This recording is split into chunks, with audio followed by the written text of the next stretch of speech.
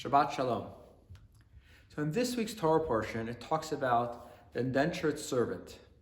What happens if somebody, for whatever reason it should be, has to end up literally selling themselves as a servant to another person? So of course, this is a very sad situation if somebody has to end up in such a situation, but what happens if that happens? Now, just to clarify, the laws of this situation don't apply anymore today. Not only that, it doesn't apply since towards the end of the first temple period. So we're talking about more than 2,000 years or more than that, closer to 2,500 years. And none of these laws apply any longer. However, we still like to understand what the Torah talks about. But let me just give you a little bit of background over here. So the Torah tells us as follows.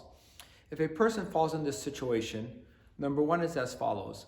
A person should not stay in a situation like this for more than 7 years. In other words, at the end of the 6th year, a person goes free.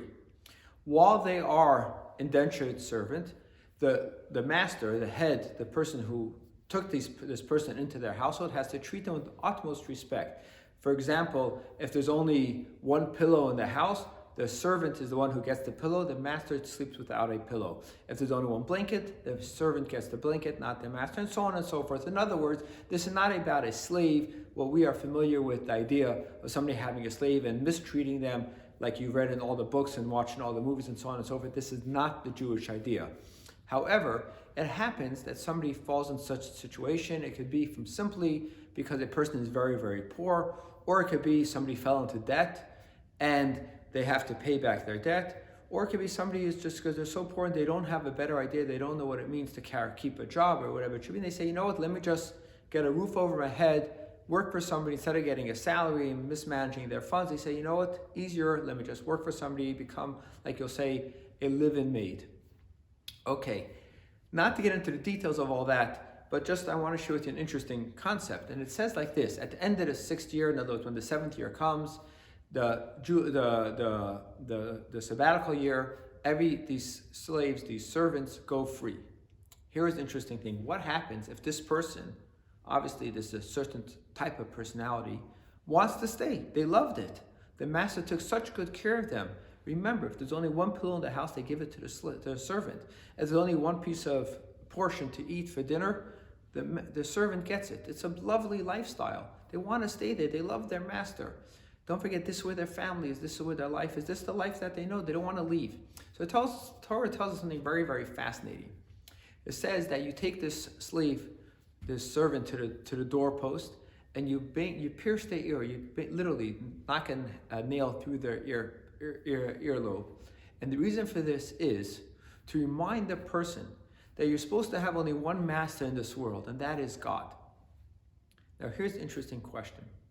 Okay, you're supposed to have only one master, God, and we should be a slave to God. We should follow God's orders, not a human being's orders. Okay, fine. But shouldn't this happen in the beginning? Right? The first day they decide to let themselves become a slave to somebody else?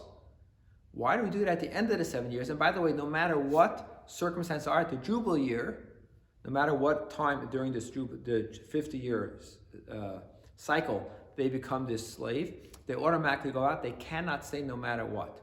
This is the law. A Jew has to always be free. Fine. But here's the question. If it's so important to remind a person, an individual, that we are God's children and we are slaves, so-called servants, to only God, our master, the master of the universe. So why is it that we only poke this hole in the person's ear at the end of the 7 years, not at the beginning of the 7 years? And I would like to share with you a fascinating insight. The reason why somebody sells themselves into this slavery, into this servitude, is not because the person wants to do that, but because there's something that's not collaborating in their life. They fell on hard times. And really, for all practical purposes, this person has to figure themselves out, find their own balance, and be able to come to serve God properly. On the spiritual level, at least, it means to say that they have to find within themselves the strength, both physically and spiritually and emotionally, to be able to come and recognize God in their life. Now, perhaps they fell in hard times. Not perhaps. Chances are that that's exactly what happened over here. And they can't find within themselves the strength and the ability to get themselves out of their debt, physically, spiritually, we're talking economically, and become a free person and rely on God's help. So therefore, they sell themselves into slavery. They become an indentured servant. But after 6 years, at the end of the 6th year, in other words, when it comes to the 7th year, at that point, they should have already figured it all out. And if they can't, we say, you know what? Now we're going to make this mark on you. So at this point, you should know who's really in charge, that there's a God in this world. So we give the person a window of time. We don't right away embarrass a person and say, we're going to make a hole in your ear and say, how come you don't know there's a God in this world? We give people time. God is very understanding and saying, we're going to let you work through this. But at some point, we're going to say, if you didn't figure it out, we're going to still give you more time until the end of the Jubilee year. But at this point, we're going to say, we want to make that mark so that to give you the push to work a little bit harder on yourself.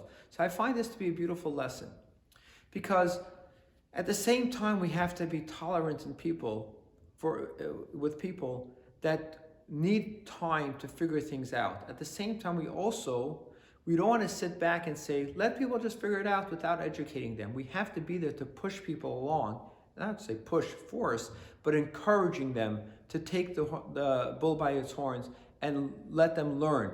At the same time, you can't force them, right? So we have to balance. How do you encourage without forcing? How do you encourage them in a way without saying there's a deadline, right? So 6 years might be too quick for some people. Most people, that's enough time.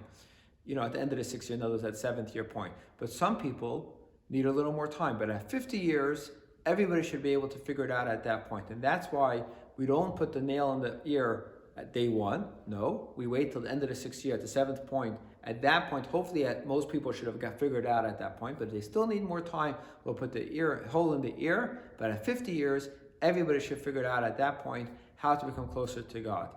Shabbat Shalom.